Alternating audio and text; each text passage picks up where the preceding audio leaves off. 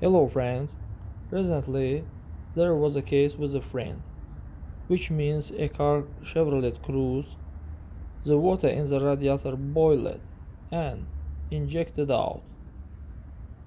Friends, but before starting the video, subscribe to our channel, put like and don't forget to put a bell so as not miss new video on the channel. A friend turned to the service. They made diagnostics, checked everything everywhere, and it came to replacing the engine. And it was in the expansion tank with the cap. After he replaced the expansion tank with the cap, everything began to work like clockwork.